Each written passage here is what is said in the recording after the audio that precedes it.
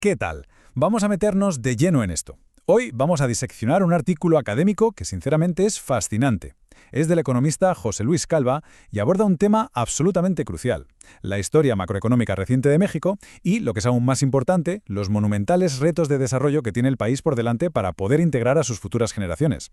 A ver, nuestro objetivo aquí es examinar todo esto de manera estrictamente neutral, basándonos puramente en los datos que nos ofrece el documento. Vamos a repasar cómo ha funcionado el motor económico del país en el pasado, qué fallos identifica el autor en los modelos más recientes y, al final, cuál es su gran propuesta para reconstruir ese motor. Es un recorrido denso, no os voy a engañar, pero súper revelador a través de las cifras que definen el rumbo de toda una nación. ¡Empezamos! Para entender de verdad la inmensa magnitud del problema, fijaos un momento en esta cifra: 1.350.000. Y ojo, no es un número abstracto lanzado al azar. Según el estudio, este es el gigantesco número de nuevos empleos remunerados que la economía mexicana necesita generar cada año, de media, solo para poder hacer sitio a la nueva generación de jóvenes que entra al mercado laboral. O sea, imaginad eso. Si el país no consigue arrancar su maquinaria económica para crear esta inmensa cantidad de puestos de trabajo, el rezago social simplemente se va a seguir acumulando como una bola de nieve, año tras año. Es un desafío demográfico ineludible. Bueno, para desgranar y entender cómo abordar este reto tan enorme, vamos a seguir 5 pasos lógicos en nuestro análisis. 1. Los retos del desarrollo. 2. El balance del neoliberalismo. 3. El costo social laboral. 4. La era del Estado. Y 5. Una nueva estrategia. Así que vamos directos al punto 1, los retos del desarrollo, o más bien, el gran desafío de la juventud. El autor nos plantea lo que denomina los 6 retos nodales. A ver, pensad en ellos como una especie de lista de verificación o un checklist obligatorio para que el motor del país funcione de verdad.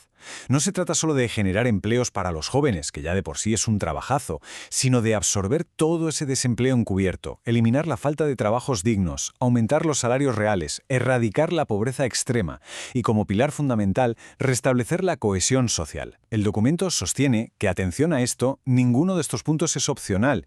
Todos están profundamente interconectados y dependen de un factor absolutamente crítico: conseguir que la economía crezca a tasas por encima del 6% anual. Casi nada, ¿eh? Pasamos a la sección 2, el balance del neoliberalismo, desde 1983 hasta 2018. Lo verdaderamente interesante aquí es cómo se definen las reglas del juego de esa época.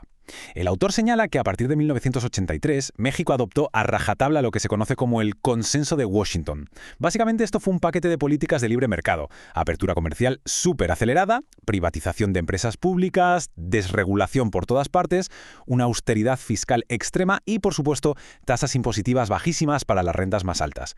En su momento se argumentaba que todo este paquete iba a catapultar al país hacia una época dorada de muchísimo crecimiento y bienestar. Pero claro, ¿qué dicen realmente los datos del estudio? Pues que el contraste en los números es absolutamente abrumador. Fijaos, los datos nos muestran que durante todo el periodo neoliberal, del 83 al 2018, la economía creció a un promedio anual de apenas un 2,3%. Ahora, comparemos eso con la era anterior de desarrollo liderado por el Estado, entre el 35 y el 82, donde el crecimiento medio fue del 6,1% anual. Una barbaridad de diferencia. El autor argumenta que ese modesto 2,3% se quedó completamente ineficiente para generar ese 1,5 millones de puestos de trabajo anuales que mencionábamos al principio. Y aquí es donde comparamos las mecánicas de ambos modelos para entender exactamente por qué el autor ve esta enorme diferencia en el crecimiento. Por un lado, bajo el Consenso de Washington, la investigación sostiene que la apertura comercial, al ser tan unilateral y abrupta, provocó que sectores enteros se desconectaran de la economía interna. Vamos, que convirtió las exportaciones en una especie de industria maquiladora que enviaba todos sus beneficios multiplicadores fuera del país. Además, la extrema austeridad dejó al Estado atado de manos. Por otro lado, el modelo liderado por el Estado utilizaba una política fiscal superactiva, subsidios industriales muy bien dirigidos y una inversión brutal en infraestructura para, literalmente, forzar e impulsar el crecimiento interno. Lo que nos lleva a la sección 3, el costo social laboral, o lo que es lo mismo, el impacto humano real de todo esto. A ver, quedaos con esta cifra en la cabeza: 68,8%. Se dice pronto. Según el artículo, este porcentaje astronómico representa la pérdida de poder adquisitivo del salario mínimo general en México durante esos 36 años. El autor explica que el abarrotamiento del mercado laboral, simplemente porque no había oportunidades, sumado a esas políticas de contención salarial, hundió los sueldos por completo. Para que nos hagamos una idea más clara de la gravedad del asunto, el estudio detalla que el salario mínimo llegó a caer por debajo de la línea de pobreza extrema. O sea, estamos hablando de que una familia típica ni siquiera podía permitirse comprar la cesta básica de alimentos. Increíble. Y el punto más duro lo vemos reflejado en estas magnitudes. Ante la total falta de empleos formales, 32 millones de personas terminaron en la economía informal. Ya sabéis, trabajos precarios y cero seguridad social. Otros 5,7 millones cayeron en el llamado desempleo encubierto. Vamos, personas que directamente tiraron la toalla y dejaron de buscar trabajo por pura desesperanza. Y casi 11 millones tuvieron que hacer las maletas y emigrar. Aquí el autor hace una conexión súper directa, y es vital prestarle atención. Concluye que esta erosión bestial de empleos y salarios hizo añicos la cohesión social. Básicamente creó la tormenta perfecta de desempleo y pobreza para que muchos jóvenes acabaran siendo reclutados por el crimen organizado. Bueno, en medio de toda esta avalancha de datos, el autor incluye en su texto esta conocidísima cita de Albert Einstein, que la verdad viene al pelo. No esperemos que las cosas cambien si continuamos haciendo lo mismo. Es como una pequeña pausa para respirar que resume a la perfección la tesis del académico. Si el país sigue aplicando punto por punto el mismo modelo macroeconómico de las últimas décadas, es matemáticamente imposible que alcance ese 6% de crecimiento que necesita desesperadamente para crear los empleos que piden sus jóvenes. Así que vamos a echar un vistazo al pasado. Sección 4. La era del Estado, de 1935 a 1982.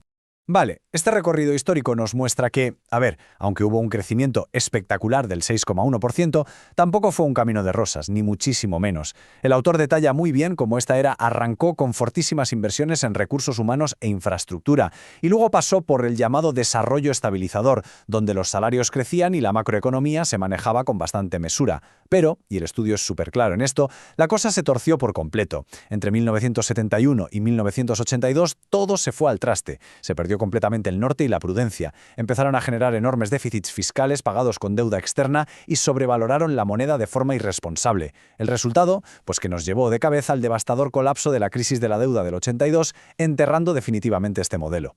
Y llegamos a la recta final, sección 5, una nueva estrategia, lo que vamos a llamar la versión 2.0. Este es básicamente el mapa de ruta, el plan que el académico propone para solucionar de una vez el problema del empleo. Es como un puzzle que combina las lecciones aprendidas del pasado con el éxito reciente de varios países asiáticos.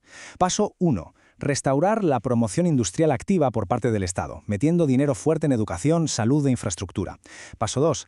A diferencia de la antigua idea de simplemente sustituir importaciones, ahora hay que fomentar con muchísima fuerza la exportación de manufacturas, tomando nota de potencias como Corea del Sur o China.